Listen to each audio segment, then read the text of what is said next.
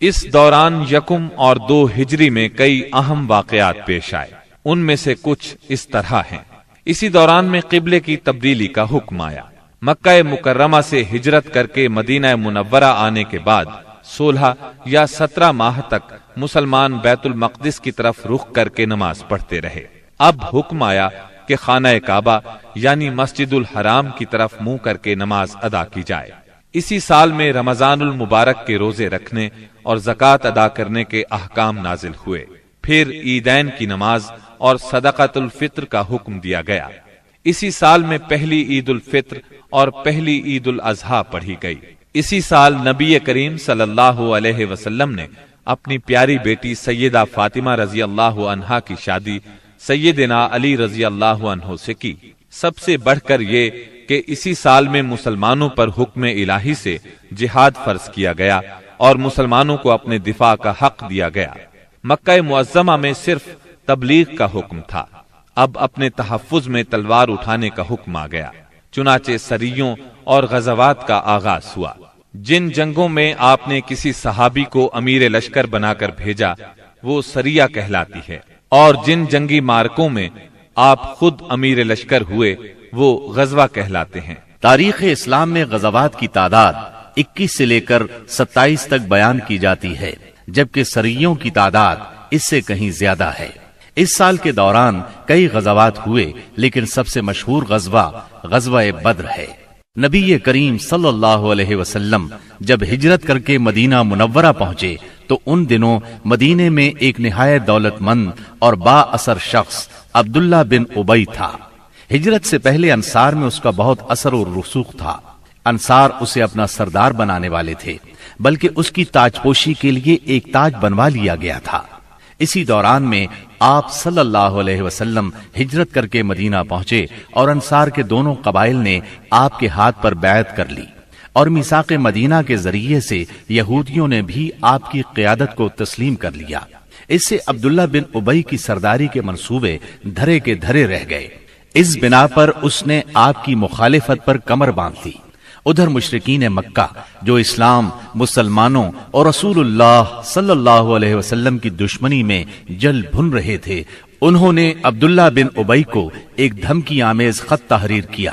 اس خط میں انہوں نے 2 ٹوک الفاظ میں لکھا: آپ لوگوں نے ہمارے صاحب کو پناہ دے رکھی ہے، اس لیے ہم اللہ کی قسم کھا کر کہتے ہیں یا تو آپ لوگ اس سے لڑائی کریں یا اسے نکال دیں، یا پھر ہم اپنی پوری جمعیت کے ساتھ آپ لوگوں پر چڑھائی کر کے آپ کے سارے جنگجوؤں کو قتل کر دیں گے اور آپ کی عورتوں کی حرمت پامال کر دیں گے۔ جب یہ خط عبداللہ بن ابی اور اس کے ساتھیوں کو ملا تو وہ رسول اللہ صلی اللہ علیہ وسلم سے جنگ کے لیے تیار ہو گئے۔ نبی اکرم صلی اللہ علیہ وسلم کو اس کی خبر ہوئی تو آپ ان کے پاس تشریف لے گئے اور فرمایا: قریش کی دھمکی تم لوگوں پر بہت گہرا اثر کر گئی ہے۔ تم خود اپنے آپ کو جتنا نقصان پہنچا دینا چاہتے ہو، قریش تمہیں اس سے زیادہ نقصان نہیں پہنچا سکتے۔ تم اپنے بیٹوں اور بھائیوں سے خود ہی لڑنا چاہتے ہو۔ نبی اکرم صلی اللہ علیہ وسلم کی یہ بات سن کر لوگ بکھر گئے۔ اس وقت تو عبداللہ بن ابی جنگ کے ارادے سے باز آ گیا، کیونکہ اس کے ساتھی ڈھیلے پڑ گئے تھے یا بات ان کی سمجھ میں آ گئی تھی، لیکن حقیقت میں قریش کے ساتھ اس کے تعلقات خفیہ طور پر قائم رہے، کیونکہ مسلمانوں اور مشرکین کے درمیان شر اور فساد کا کوئی موقع وہ ہاتھ سے جانے نہیں دینا چاہتا تھا۔ پھر اس نے اپنے ساتھ یہود کو بھی ملا رکھا تھا تاکہ اس معاملے میں ان سے بھی مدد حاصل کرے، لیکن وہ تو نبی صلی اللہ علیہ وسلم کی حکمت تھی جو رہ رہ کر شر و فساد کی آگ کو بجھا دیتی تھی۔ مسلمانوں کی ہجرت اور مدینے میں ان کی کامیابی سے کفار مکہ بہت تل ملا رہے تھے اور مدینے پر چڑھائی کے بہانے ڈھونڈ رہے تھے۔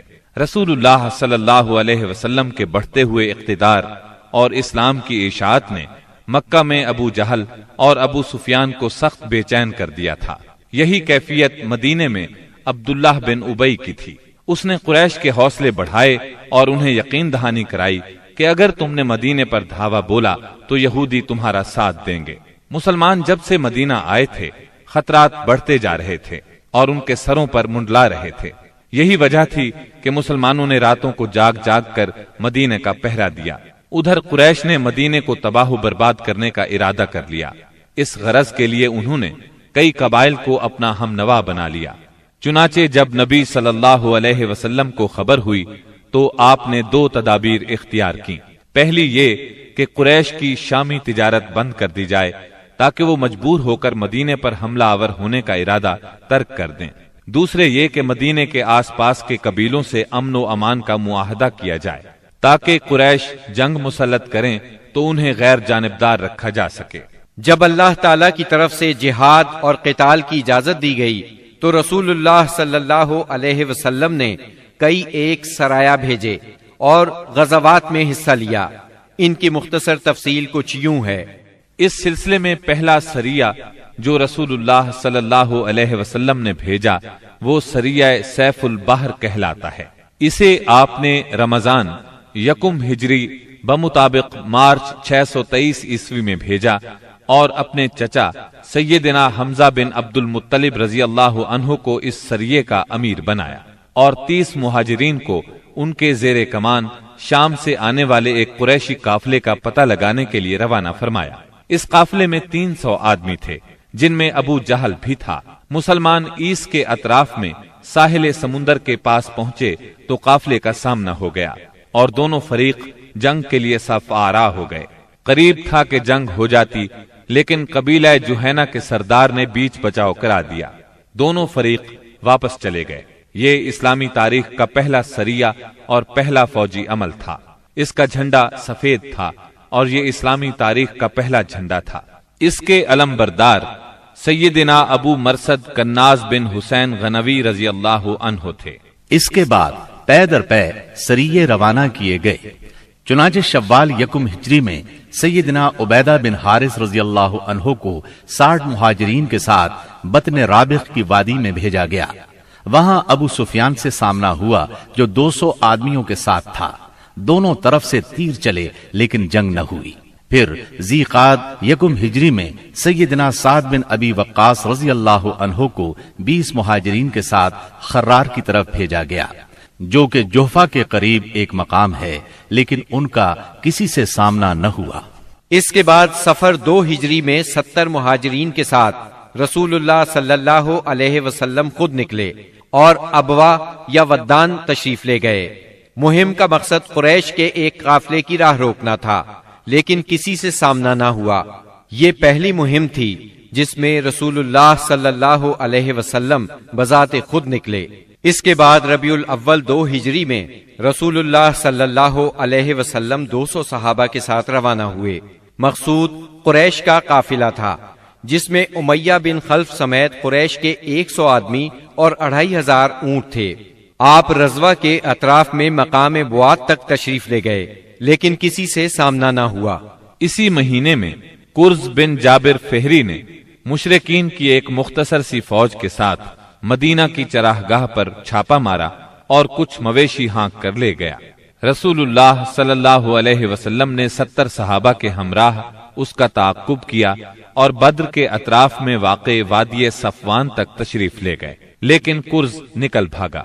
اسی واقعے کو بعض لوگ غزوہ بدر اولا بھی کہتے ہیں۔ اس کے بعد آپ جمادی الاولا یا جمادی الاخری 2 ہجری میں 150 یا 200 مہاجرین کے ساتھ ذوالعشیرہ تک تشریف لے گئے۔ مقصود قریش کے ایک قافلے کو روکنا تھا جو ملک شام جا رہا تھا لیکن آپ کے پہنچنے سے پہلے وہ جا چکا تھا۔ اس سفر میں آپ نے بنو مدلج اور ان کے حلیف بنو زمرہ سے جنگ نہ کرنے کا معاہدہ کیا۔ پھر رجب 2 ہجری میں نبی اکرم صلی اللہ علیہ وسلم نے سیدنا عبداللہ بن جہش اسدی رضی اللہ عنہ کو 12 مہاجرین کے ساتھ مکہ اور طائف کے درمیان ایک مقام نخلا کی طرف روانہ کیا۔ مقصد یہ تھا کہ وہ قریش کے ایک قافلے کی خبر لائیں، مگر ان لوگوں نے قافلے پر حملہ کر کے عمرو بن حضرمی کو قتل اور عبداللہ بن مغیرہ کے بیٹے عثمان اور مغیرہ کے غلام حکیم بن کیسان کو قید کر لیا اور قافلے کو ہانک لائے۔ ان کے ایسا کرنے پر آپ ان سے ناراض ہوئے، چنانچہ قیدیوں کو چھوڑ دیا گیا اور مقتول کا خون بہا ادا کیا گیا۔ یہ واقعہ رجب کی آخری تاریخ کو پیش آیا تھا، اس لیے مشرکین نے شور مچایا کہ مسلمانوں نے حرام مہینے کی حرمت پامال کر ڈالی۔ اس پر سورہ بقرہ کی آیت 217 نازل ہوئی۔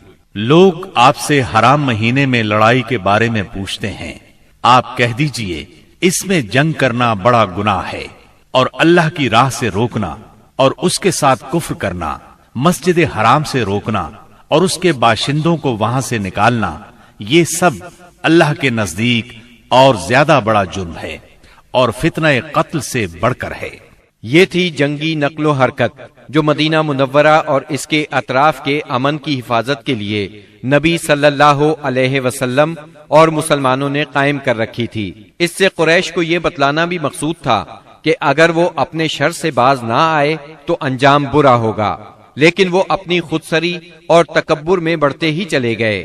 چنانچہ بدر کے میدان میں انہوں نے اس کی سزا پا لی اور جزا بہرحال گھاٹے ہی کی تھی۔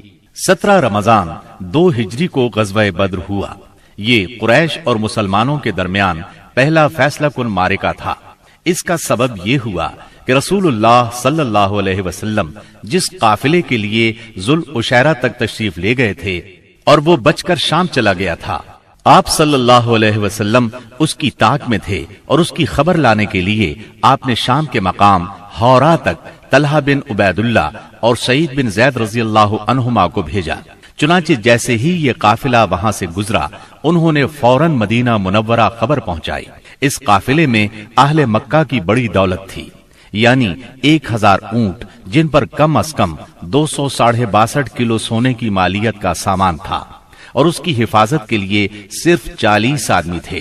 خبر ملتے ہی رسول اللہ صلی اللہ علیہ وسلم نے صحابہ کرام رضی اللہ عنہم کو نکلنے کی دعوت دی، تاہم نکلنا ضروری نہیں قرار دیا۔ چنانچہ اس دعوت پر 313، 314 یا 317 صحابہ نے لبیک کہا۔ ان میں 82 یا 83 یا پھر 86 مہاجرین تھے اور بقیہ انصار، اور پھر انصار میں سے 61 قبیلہ اوس سے تھے اور 170 قبیلہ خزرج سے تھے۔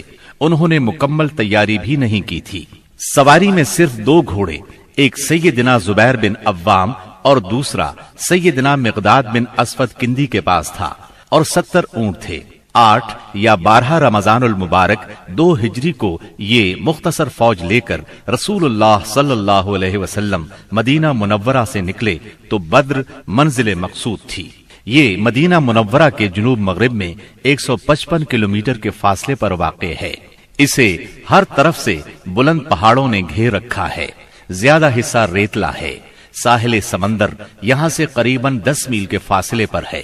یہاں پانی کا ایک چشمہ ہے اور ارد گرد باغات موجود ہیں۔ اس قافلے کے سالار ابو سفیان تھے، جو بہت ہوشیار اور چوکنے آدمی تھے۔ ہر آنے جانے والے سے مسلمانوں کی نقل و حرکت کے بارے میں معلوم کرتے رہتے تھے۔ ابھی وہ بدر سے کافی دور تھے کہ انہیں مسلمانوں کے نکلنے کا علم ہو گیا۔ چنانچہ انہوں نے فوراً قافلے کا رخ مغرب کی طرف پھیر کر ساحل کا راستہ پکڑ لیا اور بدر کا راستہ مکمل طور پر چھوڑ دیا۔ ساتھ ہی زمزم بن عمرو غفاری کو اجرت دے کر مکہ بھیجا کہ جس قدر جلد ممکن ہو انہیں مسلمانوں کے نکلنے کی اطلاع دے دیں۔ اس نے خبر پہنچائی تو اہل مکہ نہایت تیزی سے تیار ہوئے اور سب کے سب نکلے۔ ابو لہب کے سوا بڑوں میں سے کوئی پیچھے نہ رہا۔ آس پاس کے قبائل کے لوگ بھی ساتھ لے لیے۔ جب یہ لشکر مقام جحفہ پر پہنچا تو ابو سفیان کا پیغام ملا۔ اس میں اس نے اپنے بچ نکلنے کی اطلاع دی تھی اور یہ مطالبہ کیا تھا کہ مکہ واپس پلٹ جائیں۔ چنانچہ لوگوں نے واپسی کا ارادہ کر لیا، مگر ابو جہل نے اپنے تکبر اور اکڑ کی وجہ سے واپس جانے سے انکار کر دیا۔ قریش کی فوج میں 1000 آدمی تھے، جن کے پاس 100 گھوڑے اور 600 زرہیں تھی، اور اونٹ کثرت سے تھے۔ ایک طرف انہیں اپنی کثرت پر ناز اور ساز و سامان پر فخر تھا، تو دوسری طرف نبی کریم صلی اللہ علیہ وسلم عز و انکسار سے اللہ کی بارگاہ میں ہاتھ پھیلائے دعا کر رہے تھے۔ آپ کی دعا کے الفاظ یہ تھے: اے باری تعالی، اگر مسلمانوں کی یہ مٹھی بھر جماعت ہلاک ہو گئی تو روئے زمین پر کبھی تیری عبادت نہ کی جائے گی۔ اے اللہ، اگر تو چاہے تو آج کے بعد کبھی تیری عبادت نہ کی جائے۔ آپ نے خوب تضرع اور خلوص سے دعا کی، یہاں تک کہ آپ کی چادر آپ کے کندھوں سے گر گئی۔ سیدنا ابو بکر رضی اللہ عنہ نے چادر درست کی اور عرض کیا، اے اللہ کے رسول بس کریں۔ آپ نے اپنے رب سے جی بھر کے دعا فرما لی۔ دونوں لشکر آمنے سامنے آئے تو سب سے پہلے مشرکین میں سے بہترین سالار عتبہ، شیبہ اور ولید بن عتبہ میدان میں نکلے۔ عتبہ اور شیبہ ربیہ کے بیٹے تھے۔ انہوں نے للکار کر کہا، آؤ تم میں سے کون ہمارے مقابلے پر آتا ہے۔ مقابلے کے لیے انصار کے 3 جوان نکلے، ایک اوف، دوسرے معوذ، یہ دونوں حارث کے بیٹے تھے، تیسرے عبداللہ بن رواحہ رضی اللہ عنہم۔ قریشیوں نے کہا، تم کون لوگ ہو؟ انہوں نے کہا، ہم انصار کی ایک جماعت ہیں۔ قریشیوں نے کہا، آپ لوگ شریف مد مقابل ہیں، لیکن ہمیں آپ سے سروکار نہیں، ہم تو اپنے چچیرے بھائیوں کو چاہتے ہیں۔ پھر ان کے منادی نے آواز لگائی، محمد ہمارے پاس ہماری قوم کے ہمسروں کو بھیجو۔ رسول اللہ صلی اللہ علیہ وسلم نے فرمایا، عبیدہ بن حارث اٹھو، حمزہ اٹھو، علی اٹھو۔ جب یہ لوگ اٹھے اور قریشیوں کے قریب پہنچے تو انہوں نے پوچھا، آپ کون لوگ ہیں؟ انہوں نے اپنا تعارف کرایا۔ قریشیوں نے کہا، آپ لوگ شریف مد مقابل ہیں۔ اس کے بعد مارکہ آرائی ہوئی۔ سیدنا عبیدہ بن حارث نے عتبہ بن ربیہ سے مقابلہ کیا، سیدنا حمزہ نے شیبہ سے اور سیدنا علی نے ولید سے۔ سیدنا حمزہ اور سیدنا علی نے اپنے اپنے مد مقابل کو جھٹ مار لیا، لیکن عبیدہ بن حارث اور ان کے مد مقابل کے درمیان ایک ایک وار کا تبادلہ ہوا اور دونوں میں سے ہر ایک نے دوسرے کو گہرا زخم لگایا۔ اتنے میں سیدنا علی اور سیدنا حمزہ اپنے اپنے شکار سے فارغ ہو کر آ گئے۔ آتے ہی عتبہ پر ٹوٹ پڑے، اس کا کام تمام کیا اور سیدنا عبیدہ کو اٹھا لائے۔ ان کا پاؤں کٹ گیا تھا اور آواز بند ہو گئی تھی، جو مسلسل بند ہی رہی، یہاں تک کہ جنگ کے 4 یا 5ویں دن جب مسلمان مدینے سے واپس ہوتے ہوئے وادی صفرا سے گزر رہے تھے، ان کا انتقال ہو گیا۔ مبارزت کا نتیجہ مشرکین کے لیے برا ثابت ہوا، چنانچہ وہ غصے سے بے قابو ہو کر مسلمانوں کی صفوں میں تندی کے ساتھ ٹوٹ پڑے، گھمسان کا رن پڑا اور کشتوں کے پشتے لگ گئے۔ اس سے مشرکین کی صفوں میں اضطراب کی لہر دوڑ گئی۔ طاغوت اکبر ابو جہل ملعون نے اپنی صفوں میں اضطراب کی ابتدائی لہر دیکھی تو چاہا کہ اس سیلاب کے سامنے ڈٹ جائے، چنانچہ وہ اپنے لشکر کو للکارتا ہوا تکبر کے ساتھ کہنے لگا، لات و عزا کی قسم، ہم اس وقت تک واپس نہیں ہوں گے جب تک انہیں رسیوں میں نہ جکڑ لیں۔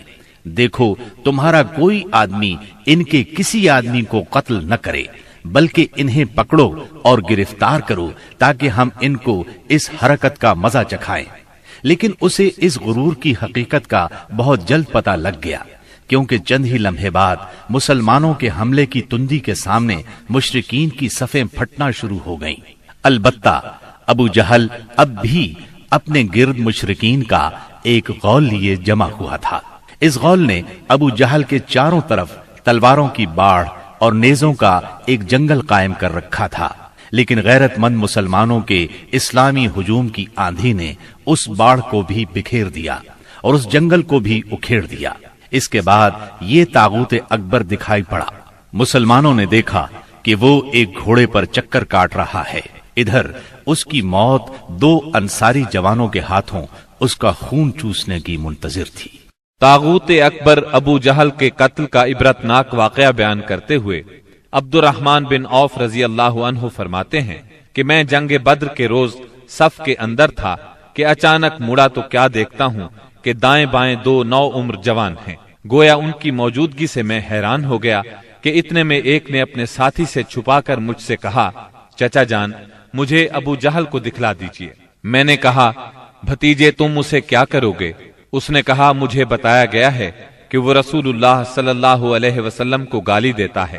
اس ذات کی قسم جس کے ہاتھ میں میری جان ہے، اگر میں نے اس کو دیکھ لیا تو میرا وجود اس کے وجود سے الگ نہ ہوگا، یہاں تک کہ ہم میں سے جس کی موت پہلے لکھی ہے وہ مر جائے۔ وہ کہتے ہیں مجھے اس پر تعجب ہوا۔ اتنے میں دوسرے نوعمر نوجوان نے مجھے اشارے سے متوجہ کر کے یہی بات کہی۔ ان کا بیان ہے کہ میں نے چند ہی لمحوں بعد دیکھا کہ ابو جہل لوگوں کے درمیان چکر کاٹ رہا ہے۔ میں نے کہا، ارے دیکھتے نہیں، یہ رہا تم دونوں کا شکار جس کے بارے میں تم مجھ سے پوچھ رہے تھے۔ فرماتے ہیں کہ یہ سنتے ہی وہ دونوں شاہین اپنی تلواریں لیے جھپٹ پڑے اور اسے مار کر قتل کر دیا۔ پھر پلٹ کر رسول اللہ صلی اللہ علیہ وسلم کے پاس آئے۔ آپ نے فرمایا تم میں سے کس نے قتل کیا ہے؟ دونوں نے کہا میں نے قتل کیا ہے۔ آپ نے دونوں کی تلواریں دیکھیں اور فرمایا تم دونوں نے قتل کیا ہے، البتہ ابو جہل کا سامان معاذ بن عمرو بن جموح کو دیا۔ دونوں حملہ آوروں کا نام معاذ بن عمرو بن جموح اور معاذ بن افرا ہے۔ سیرت نگار ابن اسحاق کا بیان ہے کہ معاذ بن عمرو بن جموح نے کہا کہ میں نے مشرکین کو سنا وہ ابو جہل کے بارے میں کہہ رہے تھے ابو الحکم تک کسی کی رسائی نہ ہو۔ معاذ بن عمرو کہتے ہیں کہ جب میں نے یہ بات سنی تو اسے اپنے نشانے پر لے لیا اور اس کی سمت جمع رہا۔ جب گنجائش ملی تو میں نے حملہ کر دیا اور ایسی ضرب لگائی کہ اس کا پاؤں نصف پنڈلی سے اڑ گیا۔ واللہ جس وقت یہ پاؤں اڑا ہے تو میں اس کی تشبیہ صرف اس گٹھلی سے دے سکتا ہوں جو موصل کی مار پڑنے پر جھٹک کر اڑ جائے۔ کہتے ہیں کہ ادھر میں نے ابو جہل کو مارا اور ادھر اس کے بیٹے اکرما نے میرے کندھے پر تلوار چلائی، جس سے میرا ہاتھ کٹ کر میرے بازو کے چمڑے سے لٹک گیا اور لڑائی میں مخل ہونے لگا۔ میں اسے اپنے ساتھ گھسیٹتے ہوئے سارا دن لڑا، لیکن جب وہ مجھے اذیت پہنچانے لگا تو میں نے اس پر اپنا پاؤں رکھا اور اسے زور سے کھینچ کر الگ کر دیا۔ اس کے بعد ابو جہل کے پاس معوذ بن افرا پہنچے، وہ زخمی تھا۔ انہوں نے اسے ایسی ضرب لگائی کہ وہ وہیں ڈھیر ہو گیا، صرف سانس آتی جاتی رہی۔ اس کے بعد معوذ بن افرا خود بھی لڑتے ہوئے شہید ہو گئے۔ جب معرکہ ختم ہو گیا تو رسول اللہ صلی اللہ علیہ وسلم نے فرمایا کون ہے جو دیکھے کہ ابو جہل کا انجام کیا ہوا؟ اس پر صحابہ کرام اس کی تلاش میں بکھر گئے۔ عبداللہ بن مسعود رضی اللہ عنہ نے اسے اس حالت میں پایا کہ ابھی سانس آ جا رہی تھی۔ انہوں نے اس کی گردن پر پاؤں رکھا اور سر کاٹنے کے لیے داڑھی پکڑی اور فرمایا او اللہ کے دشمن، آخر اللہ نے تجھے رسوا کیا نا؟ اس نے کہا مجھے کاہے کو رسوا کیا؟ کیا جس شخص کو تم لوگوں نے قتل کیا ہے اس سے بھی بلند پایا کوئی آدمی ہے؟ یا جس کو تم لوگوں نے قتل کیا اس سے بھی کوئی اوپر آدمی ہے؟ پھر بولا کاش مجھے کسانوں کی بجائے کسی اور نے قتل کیا ہوتا۔ اس کے بعد کہنے لگا مجھے بتاؤ فتح کس کی ہوئی؟ عبداللہ بن مسعود رضی اللہ عنہ نے فرمایا اللہ اور اس کے رسول صلی اللہ علیہ وسلم کی۔ اس کے بعد عبداللہ بن مسعود رضی اللہ عنہ سے جو اس کی گردن پر پاؤں رکھ چکے تھے کہنے لگا او بکری کے چرواہے، تو بڑی اونچی اور مشکل جگہ پر چڑھ گیا۔ واضح رہے کہ عبداللہ بن مسعود رضی اللہ عنہ مکے میں بکریاں چرایا کرتے تھے۔ اس گفتگو کے بعد عبداللہ بن مسعود رضی اللہ عنہ نے اس کا سر کاٹ لیا اور رسول اللہ صلی اللہ علیہ وسلم کی خدمت میں لا کر حاضر کرتے ہوئے عرض کیا یا رسول اللہ صلی اللہ علیہ وسلم، یہ رہا اللہ کے دشمن ابو جہل کا سر۔ آپ نے 3 بار فرمایا واقعی اس اللہ کی قسم جس کے سوا کوئی معبود نہیں۔ اس کے بعد فرمایا اللہ اکبر، الحمد للہ الذی صدق وعدہ ونصر عبدہ وہزم الاحزاب وحدہ۔ اللہ اکبر، تمام حمد اللہ کے لیے ہے جس نے اپنا وعدہ سچ کر دکھایا، اپنے بندے کی مدد فرمائی اور تنہا سارے گروہوں کو شکست دی۔ پھر فرمایا چلو مجھے اس کی لاش دکھاؤ۔ جب آپ صلی اللہ علیہ وسلم کو لاش دکھائی گئی تو آپ نے فرمایا یہ اس امت کا فرعون ہے۔ معاذ بن عمرو اور معوذ بن افرا کے ایمان افروز کارناموں کا ذکر ہو چکا ہے۔ حقیقت یہ ہے کہ اس معرکے میں قدم قدم پر ایمان کے ایسے تابناک نقوش پیش آئے جن میں عقیدت کی قوت اور اصول کی پختگی نمایاں اور جلوگر تھی۔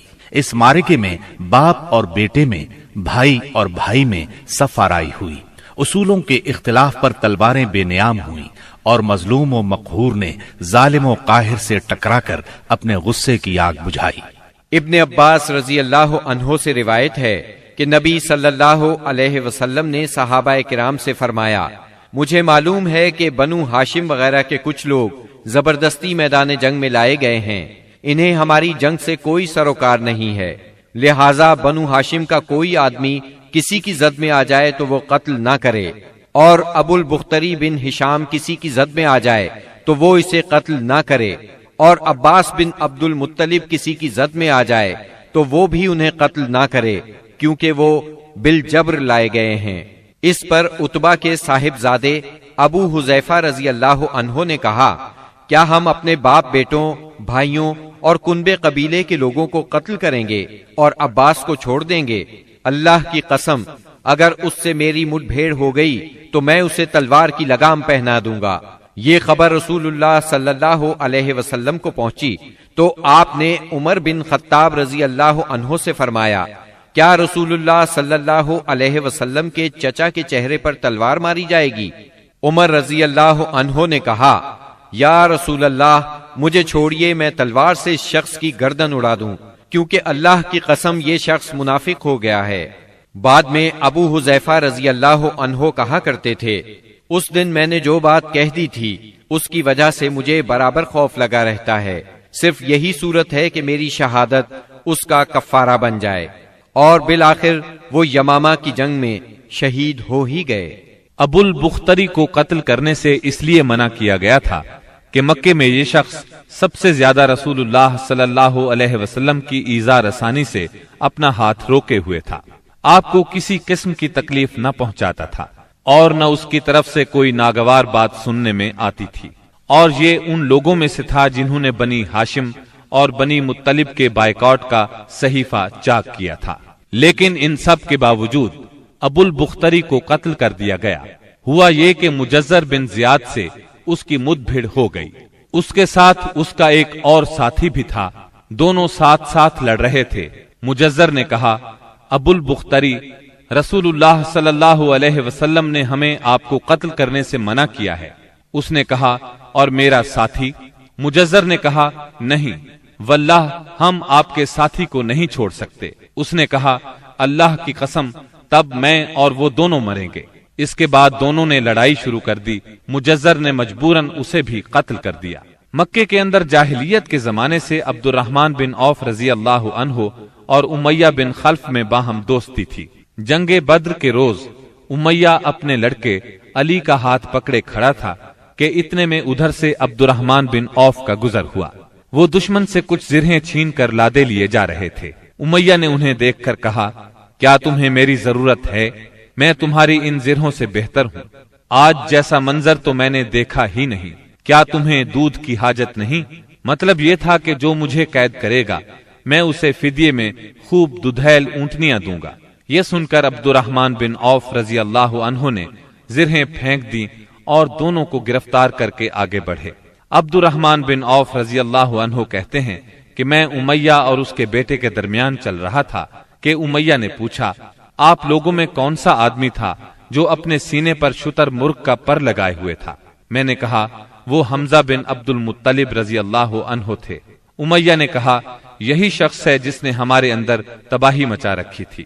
سیدنا عبد الرحمن رضی اللہ عنہ کہتے ہیں کہ واللہ میں ان دونوں کو لیے جا رہا تھا کہ اچانک بلال رضی اللہ عنہ نے امیہ کو میرے ساتھ دیکھ لیا تو انہوں نے کہا، او ہو کفار کا سرغنہ امیہ بن خلف، اب یا تو میں بچوں گا یا یہ بچے گا۔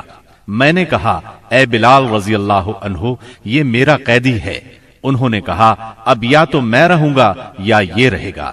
پھر نہایت بلند آواز سے پکارا، اے اللہ کے مددگارو، یہ رہا کفار کا سرغنہ امیہ بن خلف، اب یا تو میں رہوں گا یا یہ رہے گا۔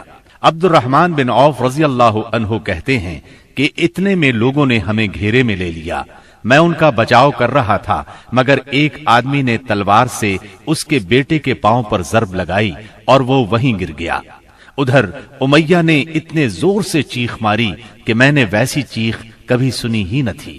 میں نے کہا، نکل بھاگو، مگر آج بھاگنے کی گنجائش نہیں، اللہ کی قسم میں تمہارے کچھ کام نہیں آ سکتا۔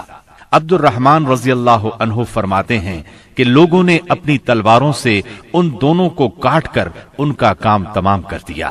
اس کے بعد عبد الرحمن بن عوف رضی اللہ عنہ کہا کرتے تھے، اللہ بلال رضی اللہ عنہ پر رحم کرے، میری زرہیں بھی گئیں اور میرے قیدی کے بارے میں مجھے تڑپا بھی دیا۔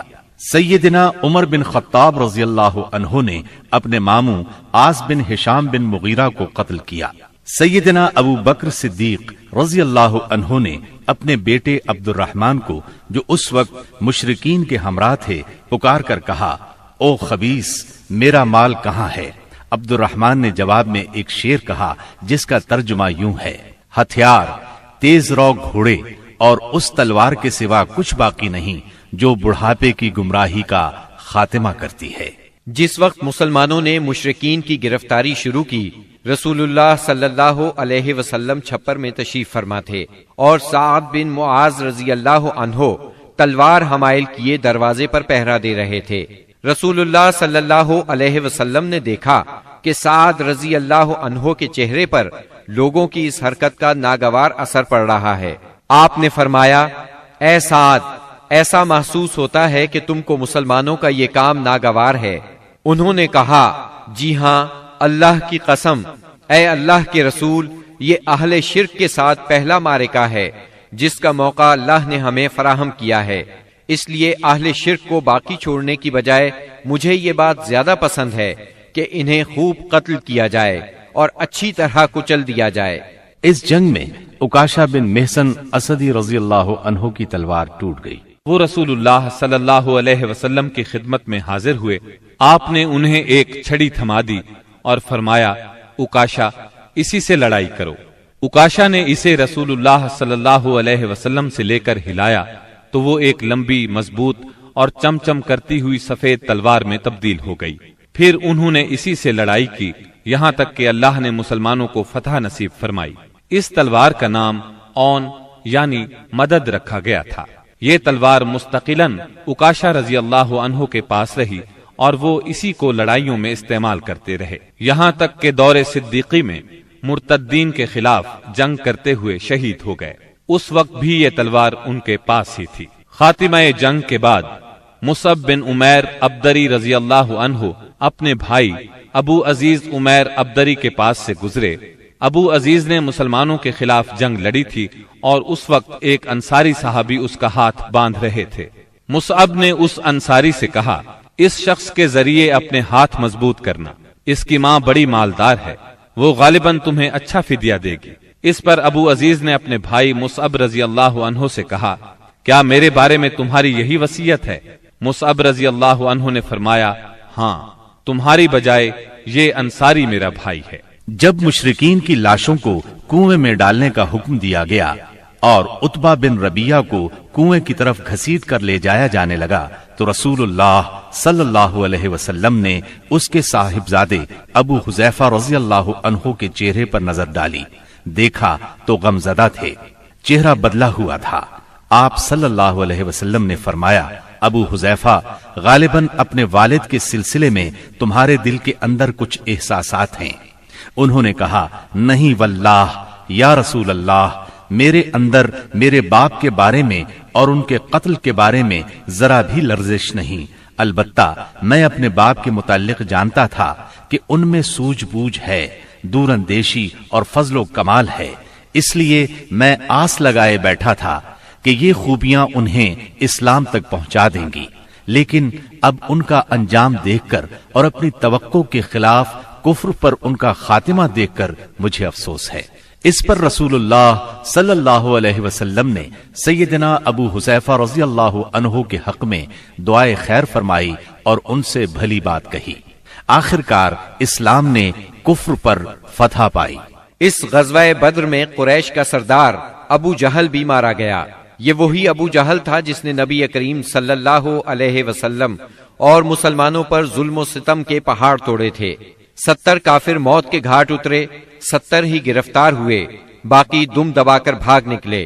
مسلمانوں میں صرف 14 شہید ہوئے، ان میں 6 مہاجر اور 8 انصاری تھے۔ اس جنگ نے اسلام کے دشمنوں کی طاقت کا جنازہ نکال دیا، ان کا بھرم کھل گیا اور ان کا غرور خاک میں مل گیا۔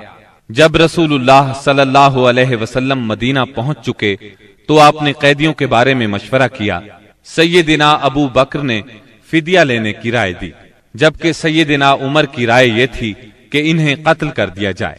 انہوں نے فرمایا، میرا قریبی میرے حوالے کریں اور میں اسے قتل کروں۔ عقیل بن ابی طالب سیدنا علی کے حوالے کریں، وہ اس کی گردن کو اڑائیں۔